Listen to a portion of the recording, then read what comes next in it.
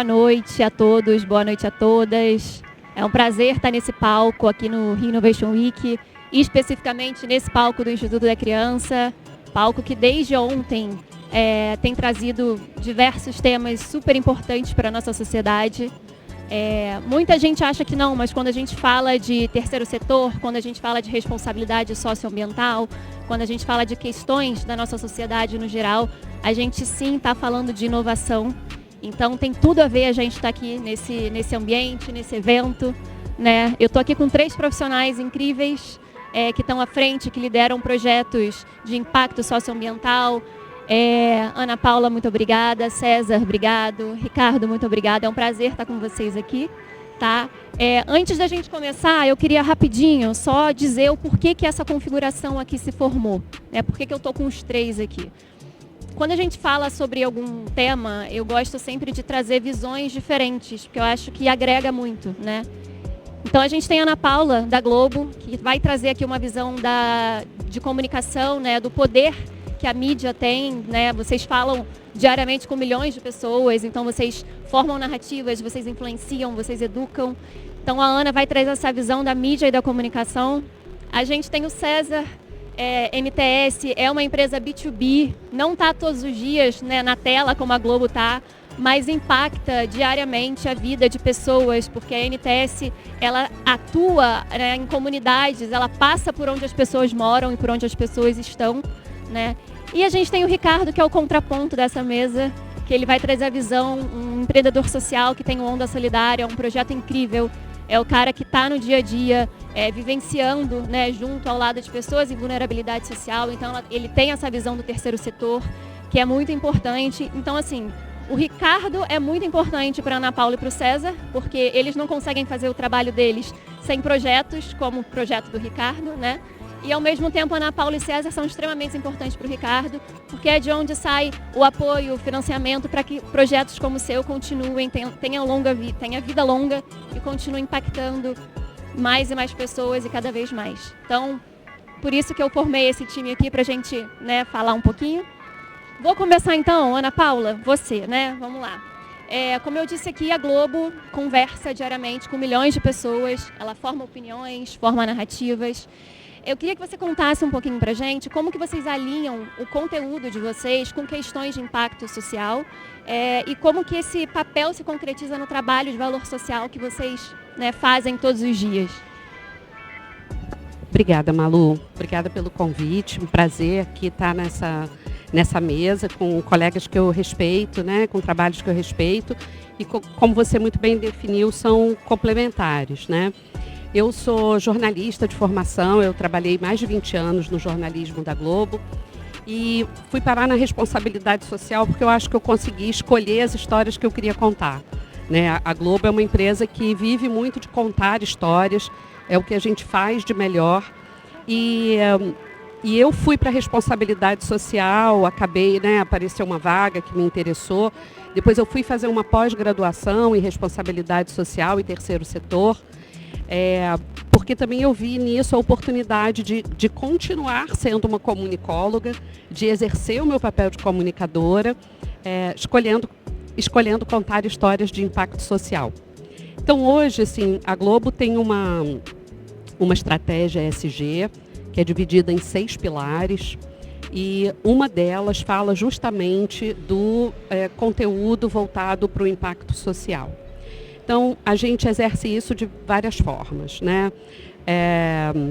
A minha área, a área de responsabilidade social, que é uma área que dentro da Globo se chama valor social, a gente olha para o conteúdo da Globo, para tudo que está sendo produzido e pensa em campanhas institucionais que podem apoiar esse conteúdo. A gente também trabalha muito fazendo suporte para o conteúdo quando solicitados. Então agora, por exemplo, segunda-feira vai ao ar a primeira cena da Heleninha Reutemann numa reunião do Alcoólicos Anônimos, numa parceria que foi orquestrada pela minha área. Então, os autores e a produção das novelas, eles procuram a gente para saber, olha, a gente vai tratar desse tema. Quem é a organização de referência que pode nos ajudar a prestar um serviço para quem está assistindo? Então, a gente pensa muito no conteúdo como uma forma de alerta, mas também como uma forma de encaminhamento para um serviço, né?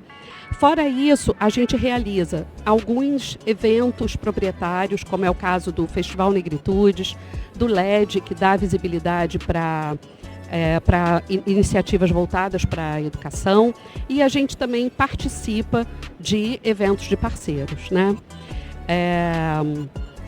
Então, bom, acho que mais para frente eu vou poder falar de desenvolvimento de cultura de doação, que é onde a gente está muito ligado e muito próximo, mas acho que já temos aqui um bom começo de conversa. Obrigada, Ana. Eu me identifico muito quando você fala, eu também sou publicitária de formação, né? E eu trabalhei muito tempo no marketing e eu fiz essa migração também para o terceiro setor porque foi uma chance, né? Eu me vi tendo a oportunidade de comunicar de uma forma diferente, né? De uma forma com propósito. E a gente fala muito que hoje em dia não se faz ou não se deve fazer negócio sem pensar em responsabilidade socioambiental, sem pensar em propósito, porque a gente vive num mundo que todas as frentes da sociedade precisam fazer alguma coisa, senão daqui a pouco a gente está entrando em colapso, né? Então as empresas, né, a gente está falando aqui de responsabilidade corporativa, as empresas elas precisam, né, olhar para isso e começar a atuar com isso. E não só porque agrega valor, não só porque te coloca ali na concorrência, né, e não só porque os consumidores estão mais exigentes hoje em dia também, eles estão, né, com essa visão um pouco mais cuidadosa, mas porque é bom trabalhar com propósito, né? É bom, assim, eu acho que eu falo por mim, vocês podem falar por vocês também, né? É bom você fazer alguma coisa que você vê que está te dando algum retorno, né? O Pedro, o nosso diretor, ele fala, né, que doar é um ato inverso, né? Você faz para o outro se beneficia, mas você se beneficia muito bem, né? Enfim, só um parêntese aqui. Ricardo, vou falar com você agora. Como eu falei, você é o nosso contraponto, né? A Ana falou aqui, enfim, no trabalho que ela faz, né, como empresa, como segundo setor, que a gente chama, e você está no terceiro setor, né, diariamente ali vivenciando um projeto social no dia a dia. Eu queria entender com você, se você tem, né, algo para dividir com a gente, o que as empresas ainda não entenderam ou não ouviram, né, sobre essas realidades e que tipo de escuta é necessária para transformar boas intenções em impacto real. Acho que não está funcionando. Já foi? Isso. Um prazer estar aqui com vocês, pessoas que eu admiro, a Ana, o César, o Instituto da Criança, né? Que eu sou fã, né, Pedro? A gente já tem uma longa caminhada dos sonhos à realidade, né? E a gente junto aqui nessa parceria com a Onda Solidária. E o que eu tenho para dizer para vocês, né? E o que você falou, Malu, é que quando a gente fala do social, do humano, humanitário, ele está dentro de todos nós. Então a gente às vezes pensa muito, o projeto social, a área social, o pessoal olha externamente, fora da empresa, fora do ambiente, do ecossistema. Só que cada ser humano tem dentro do seu coração, dentro da sua mente, vontade e desejo e propósito em fazer algo em prol do próximo, em prol do planeta. Então eu vejo que as empresas deveriam olhar mais para dentro o que nossos funcionários, o que nossos setores gostariam de fazer. Então, uma escuta interna ativa. Isso motiva, empodera, inspira.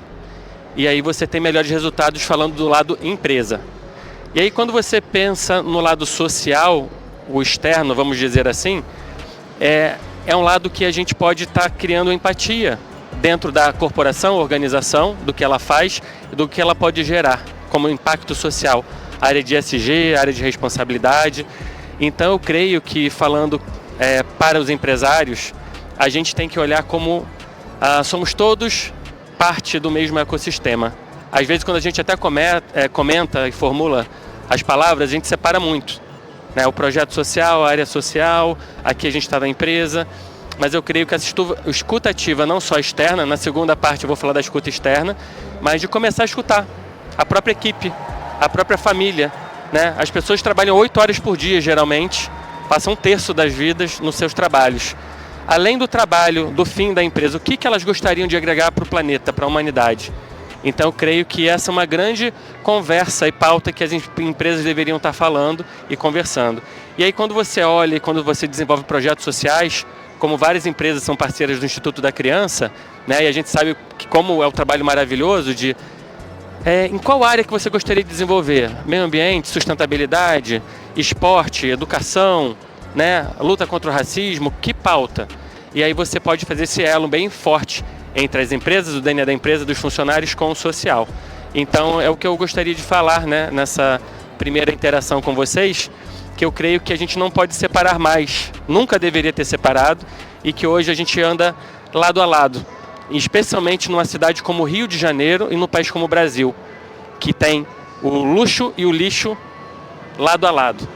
A riqueza e a miséria, a gente abre uma janela e você vê pessoas passando fome e pessoas ostentando. Então eu creio que a gente também como brasileiro, né, e brasileira, a gente deveria trabalhar nisso, dentro e fora das empresas. Então, para as direções, né, direção, chefia de empresas grandes, multinacionais ou empresas de esquina, vamos dizer assim, a gente devia sempre olhar isso, para o bem-estar dos funcionários da empresa, sempre com esse olhar para o próximo e para o entorno e para a comunidade. Obrigada, Ricardo. Gente, Ricardo, ele é fundador do Onda Solidária, pesquisem sobre, porque é um projeto social incrível, incrível, parceiro do Instituto da Criança já, vale a pena conhecer porque é um trabalho muito bacana que você faz, parabéns. Bom, agora vamos para o César. César, a gente está falando, quando a gente fala com você, a gente fala de NTS, né? E aí às vezes a pessoa pode pensar, bom, mas a NTS não está, como a Globo não está na TV, né? Não está para o consumidor, né? Ele é uma empresa B2B, é uma empresa que conversa com outras empresas, né? Então, por que né, pensar em ESG, por que pensar em responsabilidade social, se isso, em teoria, né, não vai agregar valor, digamos assim, né? Então, a NTS é um exemplo que foge totalmente disso. Vocês fazem um trabalho, né, de meio ambiente, um trabalho de sustentabilidade muito legal, muito bacana. Porque vocês, apesar de serem uma empresa B2B, vocês, como eu falei anteriormente, vocês estão muito próximos, né, regionalmente, próximos, no local onde as comunidades vivem, onde as pessoas vivem. Então, a minha pergunta para você, um pouco diferente da Ana, que falou, né, uma comunicação para massa, eu queria entender com você, o setor da NTS é um setor que tradicionalmente carrega muitos desafios sociais e desafios ambientais também, né? Então, como que você vem integrando sustentabilidade como forma estratégica do negócio de vocês e o que tem funcionado para gerar impacto positivo e por que vocês fazem isso, né? Se não tem essa janela de visão, né, onde todo mundo vai ver o que vocês de fato estão fazendo, né? O que motiva vocês a fazerem isso? Obrigado, Ana Paula, pelo esclarecimento aqui da Globo, Malu, pela pergunta, Ricardo também, eu acho que completa bastante o raciocínio, tá, até do que a Malu perguntou, porque a Ana Paula falou aqui de ESG, né, da Globo, dos pilares ESG. Eu acho que, até para eu responder a sua pergunta, Malu, tem que dar um passo atrás, né, antes do conceito de ESG surgir, né? A gente já trabalhava falando bastante de sustentabilidade. Sustentabilidade é um conceito muito amplo, que às vezes, pela amplitude que tem, por ser muito amplo, acaba escorrendo pelas mãos, você não consegue segurar, a empresa não consegue fazer a gestão da forma correta, ela não consegue se concentrar naquilo que realmente ela precisa se concentrar para implementar os projetos bons. Já quando entrou o ESG, isso foi até um desafio interessante, né, que a ONU fez, cara, preciso que a sustentabilidade seja entendido para as empresas, e aí veio o conceito de ESG, não faz pouco tempo, isso já 2004, né? Então já tem bastante tempo, mas ele se consolidou mesmo há pouco tempo. E justamente com isso veio o entendimento que as empresas têm que ESG é estratégico. E ESG não pode ser deixado de lado. Ele não está dentro do core da empresa de captação financeira, né? Não é o objetivo da empresa existir, o objetivo dela é gerar os lucros. Só que ela precisa olhar para esse lado, que é o lado dos impactos que acontece, né? E a NTS, ela enxerga isso de forma muito assertiva, muito certeira, e consegue enxergar, né, através desse conceito, aonde que ela tem que atuar. E aí que vem a tua pergunta, né? Como é que a gente, como empresa B2B, por que a gente se preocupa com isso? E aí, aliando ao que o Ricardo mencionou bastante, né, de, cara, a gente tem que entender para onde a gente vai, tem que fazer as perguntas certas, tanto para o público interno, que é o intramuros, quanto para o público externo, extramuros, para todos os stakeholders. A NTS, pelo conceito de ESG, e aí eu vou chegar na parte social, ela implementou, na verdade, o conceito de materialidade. A materialidade nada mais é do que isso, né? Você conseguir avaliar o que a empresa causa de impacto na sociedade, o que a sociedade pode causar de impacto na empresa, e você conseguir dali tomar as decisões estratégicas de onde que você vai atuar. Então a NTS ela trabalhou bastante nesse sentido, e com isso você ouve todos os stakeholders, tanto os funcionários da empresa, você faz questionários, entrevistas individuais, você ouve os investidores, você ouve os clientes, você ouve fornecedores e você ouve a sociedade que está em volta. E a gente percebeu que mesmo sendo uma empresa B2B, a gente precisa se consolidar ou consolidar o nosso nome como bons vizinhos. Como você falou, a NTS é uma empresa linear, né, um empreendimento linear, então a gente faz transporte por gasodutos, para quem não conhece, né? E esses gasodutos passam numa faixa de dutos onde você traz impacto à comunidade de diversos tipos. Desde comunidades mais carentes, até áreas com riscos sociais bastante elevados, áreas industriais. Você passa por diversos tipos de uso daquele solo. Então você precisa conhecer quem está lá em volta, no entorno, e criar projetos, e aí eu entro na questão social, que consiga levar desenvolvimento para essas pessoas, né? Então, quando a NTS começou a trabalhar nisso, a gente trabalhou bastante com o conceito de transportar não só o gás natural, mas transportar desenvolvimento social por onde a gente passa. Então, isso que trouxe a gente a fazer os investimentos sociais e a gente se fortalecer ano a ano com essa missão de levar desenvolvimento para essas áreas. Muito bom. E o que eu falei sobre a importância de ter bons projetos sociais, né, que é muito importante, porque vocês, né, tendo bons projetos sociais nas áreas nas quais vocês passam, né, é um ótimo aliado, porque eles conhecem exatamente a realidade daquele local, né? Eles conhecem aquelas pessoas, o que elas precisam, quais são as questões que existem ali. Então, por isso que eu falo que são aliados, são complementares, né? Trabalhamos em conjunto. Queria só complementar o que o César falou, que eu acho muito importante, que um dos princípios do ESG, né, que é um conceito que já vinha sendo desenvolvido até mesmo antes de ter essas letrinhas, né? Os americanos chamavam de triple bottom line, que é você pensar num tripé de desenvolvimento que inclua também os aspectos socioambientais. Além de serem bons vizinhos, eles precisam ser bons fornecedores, porque um dos princípios desse desenvolvimento é a empresa final ser responsável pela cadeia de produção. Então, ele certamente também ele é monitorado e cobrado pelos pares dele e pelos fornecedores dele, assim como pelas pessoas para quem ele fornece, assim como a gente é cobrado por toda a nossa cadeia de produção. Então, é muito importante que empresas que não têm uma visibilidade do grande público também sigam esses princípios. É fundamental. Perfeito. Bom, agora eu vou focar em Ana e César. A gente está falando aqui de responsabilidade socioambiental corporativa.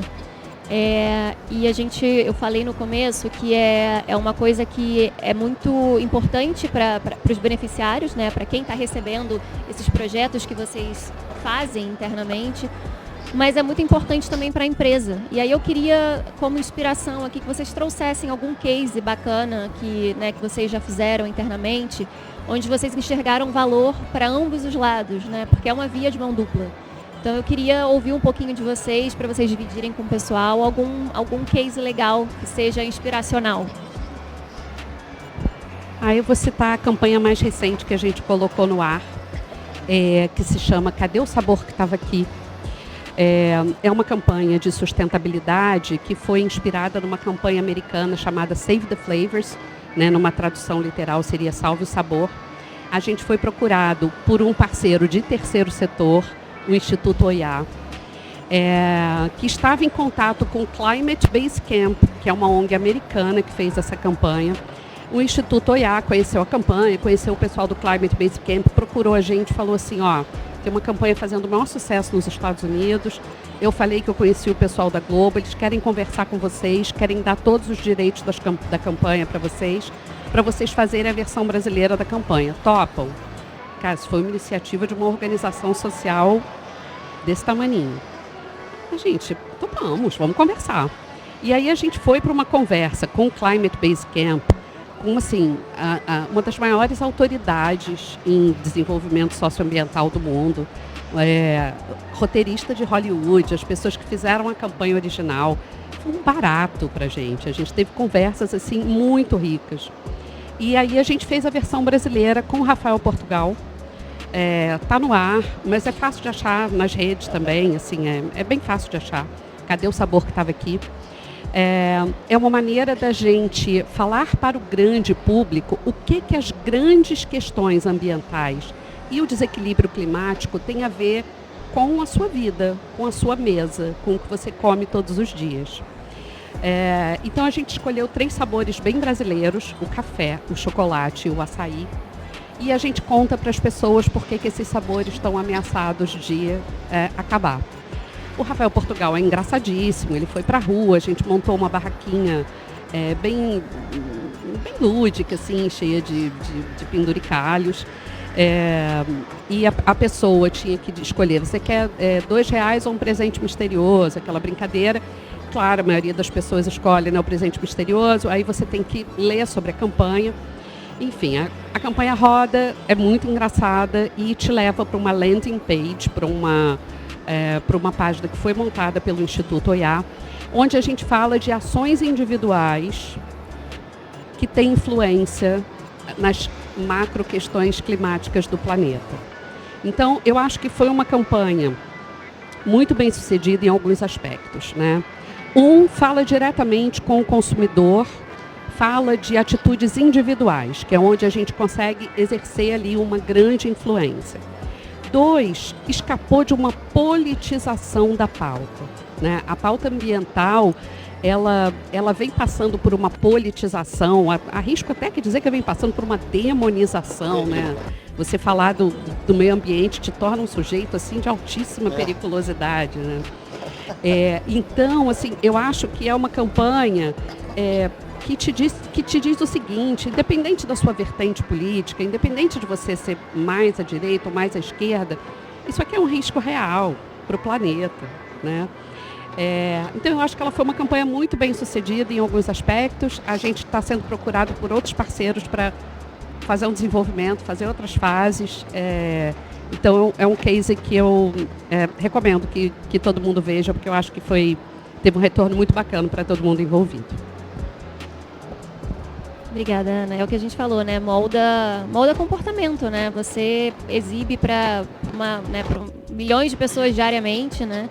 E você está ensinando, você está moldando um comportamento que vai escalonando, né? Em sociedade. Obrigada. César. Bom, então, até antes de responder, eu vou tomar a liberdade para falar de 2 projetos, né? A gente tem muitos projetos bacanas demais, então é injusto falar de 2 projetos, mas eu vou falar.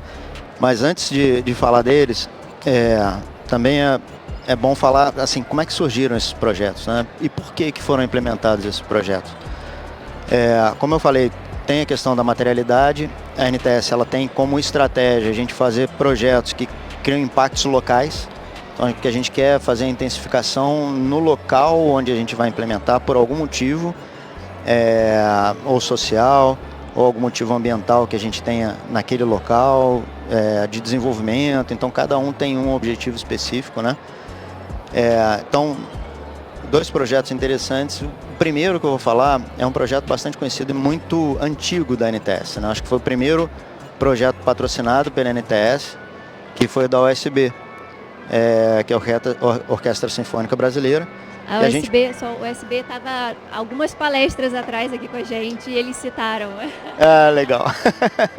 Então até dispensa comentários, mas assim, a NTS nasceu em 2017, né, com a privatização dos dutos de gás da Petrobras, Em 2017 mesmo a gente começou a patrocinar a OSB, né? E ali, só que a gente fez um patrocínio, pela nossa estratégia de criar impacto local, a gente não simplesmente patrocinou a OSB pelos músicos, etc, né? A gente patrocinou a OSB e falou, cara, vamos construir projetos que causem impacto local. Nós passamos por diversas cidades, diversos municípios de baixíssimo IDH, e a gente tem uma lista prioritária de projetos e a gente seleciona aqueles que têm um impacto, que o impacto vai ser maior naquele local, né? Então a gente chamou a OSB e desenhou um projeto chamado Conexões Musicais, que é muito interessante. A OSB ela não só toca aqui no Rio de Janeiro, né? Faz as orquestras aqui, o show dela aqui, mas ela leva para esses lugares não só show também, mas aula de música. Então isso foi a contrapartida que a gente desenhou com a OSB, né? E até hoje esse ano a gente está impactando 10 municípios diferentes, com locais onde vão ter aulas de música, diversos tipos de instrumentos, né, canto coral, e nos lugares de fato onde precisa mais.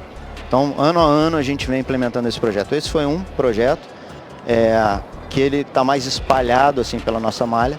E outro tipo de projeto que a gente tem são os projetos pontuais, onde a gente causa um determinado impacto maior numa determinada época. Então,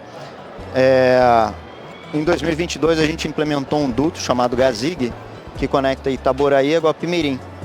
Foi o primeiro duto, depois de 11 anos que não tinha gasodutos implementados no Brasil, a gente implementou esse duto. E a gente falou, cara, a gente precisa de um projeto aqui para essa área de Cachoeiras do Macacu, que possa deixar um legado aqui para a região.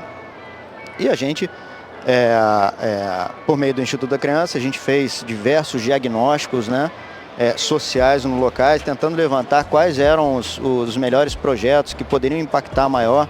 A gente não inventa, a gente não supõe alguma coisa, a gente tem que ir no local para conhecer e conseguir identificar aquilo que mais impacta.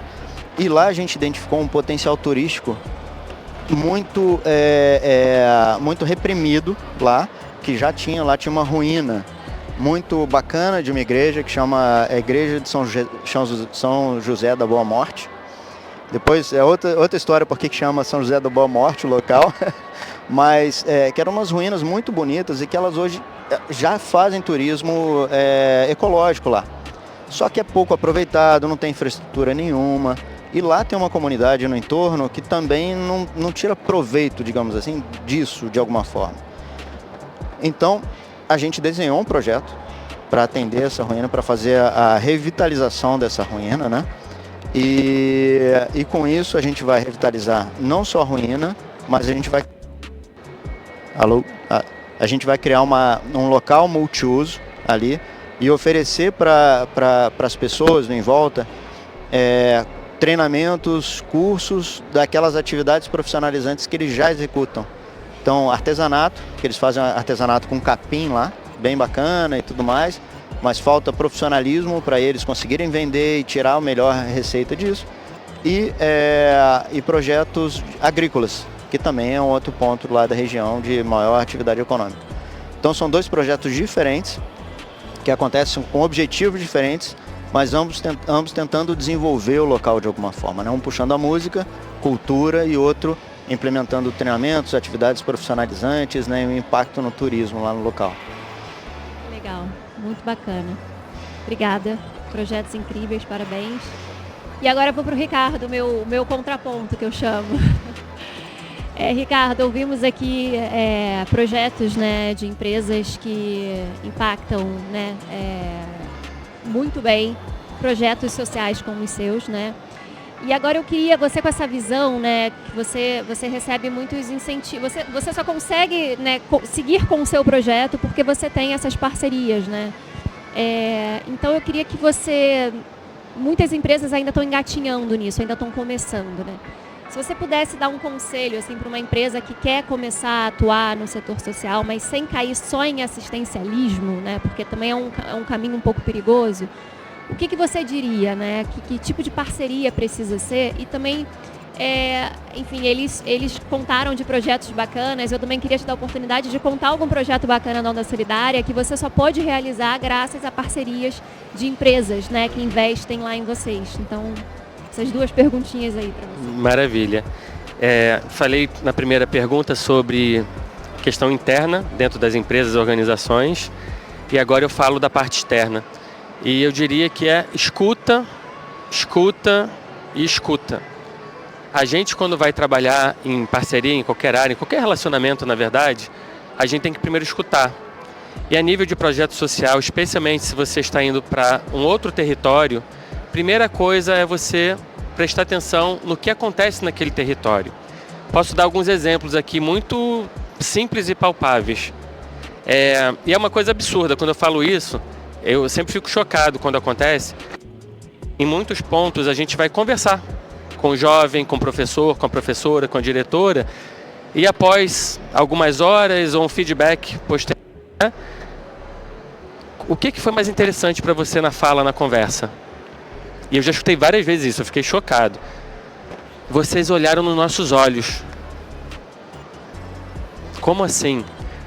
Vocês foram as primeiras pessoas que olharam nos nossos olhos. E assim, a primeira vez que eu chutei, eu fiquei muito assim, impressionado, a segunda, a terceira. Então eu falo, escutem horizontalmente, escutem de forma aberta, com respeito, com dignidade, entendeu? Primeiro ponto é esse. E como eu falei na primeira resposta, somos todos iguais. Não adianta, um projeto social, a comunidade. Somos todos iguais, estamos na mesma casa comum aqui, que é o planeta Terra. Então essa empatia, respeito e amor, e tratar um ao outro da mesma forma. Vou dar um exemplo. Na África, no interior da Uganda, fronteira com o Sudão do Sul, onde um continente tem muitos trabalhos humanitários, mas muito assistencialistas.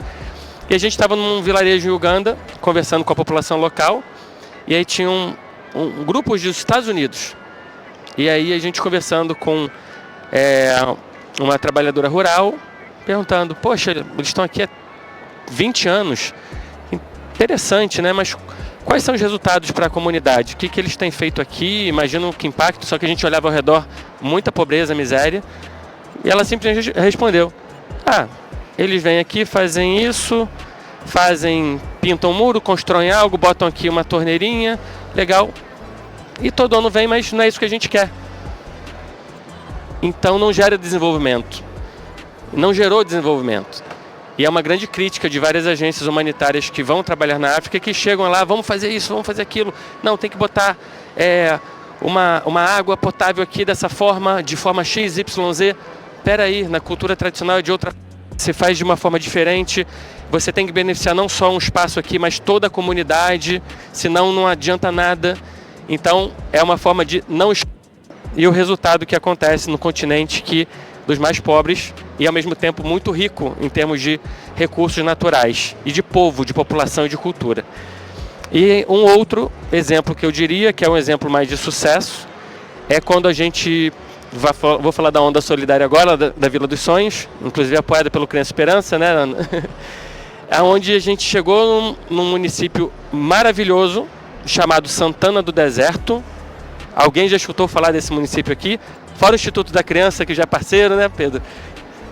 É um município maravilhoso, a 2 horas do Rio de Janeiro, que tem 4.000 habitantes, fica entre Rio e Juiz de Fora, é super fácil. Quando você vê no mapa, você fala, caramba, como que eu não sabia que existia? Eu não sabia que existia.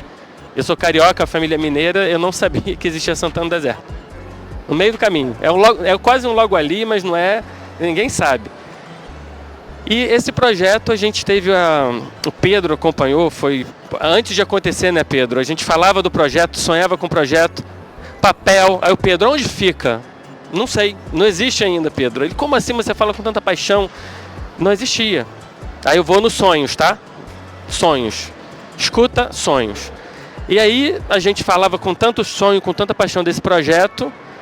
Um dia, nessas conversas, uma senhora muito especial, adorei, quero saber mais e vou comprar e doar um terreno para vocês. E assim que nasceu materialmente a Vila dos Sonhos.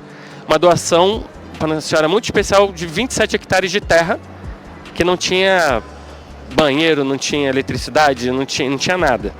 Sim, a gente olhou aquilo ali e falou, caramba, e agora, por onde começar? E aí veio a questão de vamos começar. E aí unindo as pessoas. E aí entra o lado novamente da escuta. A gente foi falando com o Pedro, com o Instituto, com a Maria, com o João, com o José, com a Ana, com o César. Qual é o seu sonho? Como que a gente pode unir forças através desse sonho que chama Vila dos Sonhos, mas o que você acredita? Eu acredito que o esporte é uma grande ferramenta de transformação social. Vamos desenvolver algo de esporte aqui? Mas não tem quadra, não tem nada. Vamos começar? E você? Educação, cultura. E em paralelo, aí entra o que eu estava começando a falar, a gente escutava as juventudes e as crianças e jovens. Tem uma ex-criança aqui, né, Marcos, que está aqui com a gente, que o Marcos Vinícius entrou nesse sonho com 10 aninhos de idade, numa escola municipal, eu até me emociono aqui, quando a gente ia falar com as crianças, quais são os seus sonhos e o que vocês gostariam de desenvolver e fazer aqui na comunidade. E aí, poxa, a gente gostaria de ter aula de esporte, de inglês, de matemática, de reforço escolar. E aí, em muitos dos casos, a gente se surpreende. Eu fiquei surpreso, e a organização Onda, quando crianças de Santana, inclusive você, né, Marcos, falaram, eu quero aprender inglês. Pô, mas a gente imaginou que era o esporte e outras coisas também, claro. E por que inglês? Porque a gente quer estar conectado com o mundo. A gente quer conectar, conhecer o mundo. Caramba, olha que lição. E aí eu entro no esporte, futebol, que aí é uma coisa que qualquer lugar que você vá, poxa, todo mundo quer jogar bola, você entra nas praças, estão todas cheias, mas tem formas e formas. Você pode chegar num território, vamos fazer uma escolinha, um projeto social com futebol, vamos desenvolver. Ok, vamos. Ou, pessoal, o que vocês gostariam de fazer aqui nesse campo, nessa quadra, nessa comunidade? A gente quer fazer petecobol, a gente quer fazer badminton. Futebol, mas como que seria o futebol para vocês? A gente quer fazer quarta-noite por causa disso, ou a gente quer incluir as meninas e meninos, escutando, né, todos os gêneros, claro. É diferente. É empoderante, empoderador, porque aí todo mundo entra, abraça e vai. Então eu digo que esses exemplos são muito importantes. O Marcos hoje, né, é o nosso diretor, tem 22 anos de idade, mora em Brasília, está se formando na UNB, fazendo Direito, é diretor do Terra Futebol Clube, um projeto que foi criado através exatamente desses sonhos de crianças e jovens, em prol de um planeta mais justo e solidário. Trabalhou no STF agora há pouco e ele pediu para sair do STF para dedicar a carreira dele no Terra Futebol Clube, onde ele está rodando o Brasil. Uma criança que é um jovem que eu admiro e amo muito e que faz a diferença, e escuta e faz. E é isso que a gente está aqui para fazer, como Onda Solidária, como a Globo, como a organização, como o César faz aqui, muito importante na empresa, como o Instituto da Criança.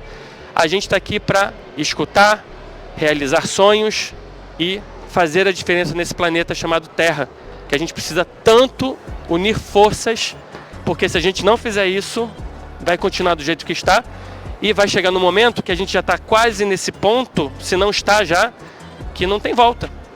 Então eu falo com vocês isso, pessoal, vamos escutar mais uns aos outros, aqui vocês, quem está aqui um do lado do outro, vizinho, mãe, pai, filho, filha, e vamos trabalhar para um mundo melhor.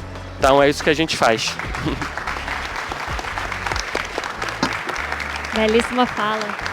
E é isso, um projeto como Onda Solidária, então assim, empresas apoiem projetos sociais, olhem para projetos sociais, invistam em projetos sociais, porque é graças ao projeto social como o dele que a gente consegue transformar muitas mais vidas, né? Que é onde o governo não consegue chegar, né? Onde as pessoas não têm condições, enfim. Então, os projetos sociais são importantíssimos, eles precisam de vida longa, eles precisam continuar impactando, né?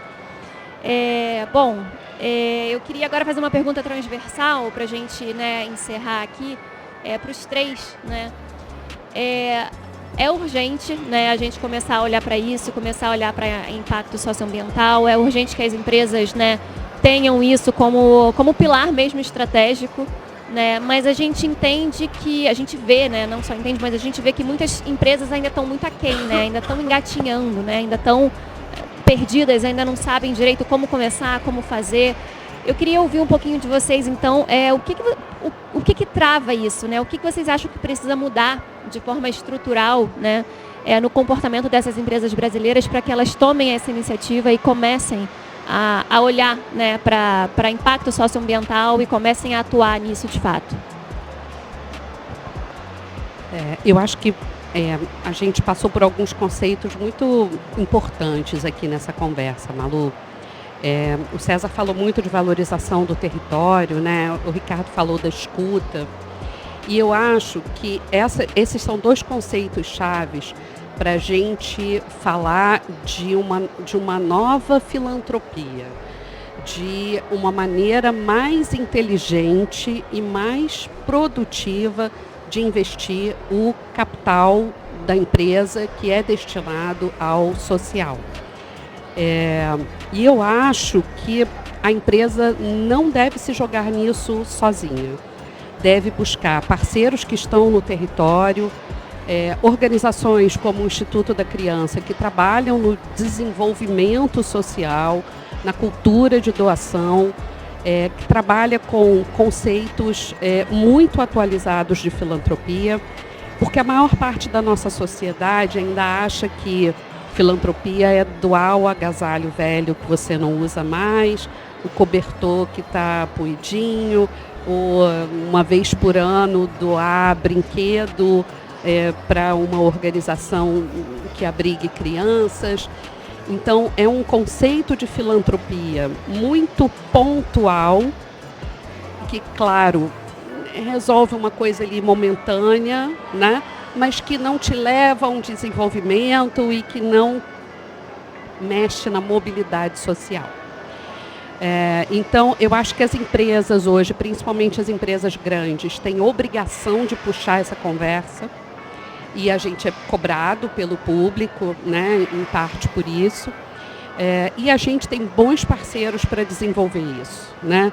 Vamos aliar o que a gente faz de melhor a um desenvolvimento social. E a gente tem parceiros ótimos para essas conversas. Organizações que podem dar toda a orientação e amparar as empresas nisso. Acho que esse é o melhor caminho. Ótima fala, Ana Paula. Eu acho que é por aí mesmo. Esse é um ponto bem importante para ser endereçado. Eu acrescentaria assim, qual a dificuldade que tem dos projetos entrarem nas empresas, né, que a gente tem. Eu apontaria algumas dificuldades. Eu vi a palestra que teve aqui antes, o painel que teve, até que você mencionou que a USB estava aqui. Uma dificuldade que a gente tem é de projetos bons que atendem aos locais que a gente precisa. Então, muitas vezes você tem projeto bom, mas que está fora do local, e muitas vezes a gente tem que adaptar o local, aí foge da linha do que o Ricardo mencionou. A gente vai fazer um projeto que já vem aprovado do Ministério, né, da Cultura, Esporte, enfim, dependendo do tipo de projeto, e vai implementar ele num município que não necessariamente precisa daquilo que seja implementado. E isso, infelizmente, vou falar assim, é quase a regra pela forma com que os projetos são aprovados. Eu estou falando de projetos incentivados, né? Que a gente pega o projeto já aprovado, ele já feito, e implementa ele em um determinado município, e muitas vezes a gente não consegue adaptar ele àquela realidade, adaptar ele à necessidade local. E isso é uma dificuldade que a gente tem hoje, né? Como é que a gente consegue fazer, tendo em vista os limites do engessamento que tem que ter um projeto social, para ele ser aprovado? Eu entendo que ele tem que ter o regramento, ele tem que estar claro ali, tudo escrito, para que o Ministério consiga identificar os impactos positivos e conseguir colocar aquilo. Mas é um ponto que a gente precisa pensar em como a gente consegue melhorar e atender o ponto que o Ricardo mencionou. Outro ponto que eu sinto bastante dificuldade é assim, o projeto social, ele tem uma parte emocional muito grande, e é difícil a gente colocar isso no papel. É muito difícil a gente criar relatório com indicadores que sejam, que o CEO, CFO da empresa, o CEO, toda a diretoria consegue analisar, que eles estão acostumados a analisar relatórios frios financeiros, eles tomam decisões baseadas em relatórios frios. Como é que a gente consegue traduzir o impacto social para aquilo? Então isso aí é uma dificuldade que a gente tem ainda de comunicação. Como é que a gente vai comunicar o impacto que o projeto social causa para os tomadores de decisão tomarem a implementação ou não de um projeto? Isso ainda é difícil a gente fazer. Por isso que é importante, né, estar junto, né, esse ecossistema funcionar de forma, né, se aproximar, segundo, terceiro setor, primeiro setor, enfim, é puxar para a conversa mesmo, né, se ouvir. Gente, o nosso tempo acabou, mas eu vou deixar você fechar aí com a sua fala, vai? Perfeito. Eu vou falar muito do caso do Instituto da Criança. Ele faz essa ponte brilhantemente entre empresas, empresários, pessoas que de uma certa forma às vezes estão distantes dos projetos sociais, vão nas comunidades, no Brasil inteiro, né, Pedro? Em cada cantinho do Brasil, conectando com projetos assim muito especiais, desde a tia zona da comunidade que organiza um espaço de roda de leitura e de cultura com as crianças, até um jovem que trabalha com esporte na sua comunidade, vai lá e puxa e capacita. Porque eu creio que tem a questão da linguagem também.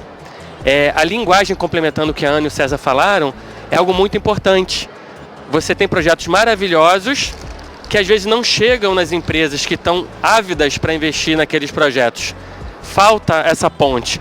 E o Instituto, além de várias coisas que faz esse trabalho muito bem, de aproximar esses dois mundos e gerar impacto, e gerar resultado.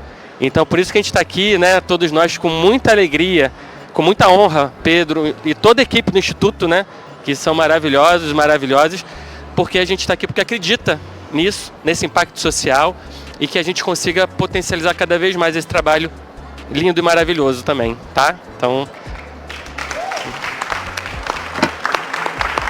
Gente, muito obrigada. Eu extrapolei o tempo, peço desculpa. Ana, César, Ricardo, super obrigada pela presença de vocês, por terem aceitado estar aqui com a gente. Queria, antes de encerrar, finalizar aqui, eu trouxe um presentinho para os nossos amigos aqui da mesa e para o Pedro também, né? Em nome do Instituto, que é a nossa campanha do Terra Futebol Clube, que a gente convoca todo mundo para entrar no jogo, para salvar o jogo. É um projeto que visa unir as pessoas através da paixão que é o futebol em prol do nosso planeta Terra. Então eu vou dar camisa 10 para vocês aqui, que vocês são camisa 10 da área, né? E vamos entrar no jogo.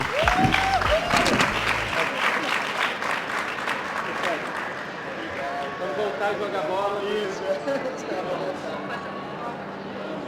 Pessoal, vamos tirar foto com o cabelo, isso assim, com a camisa, Pedro.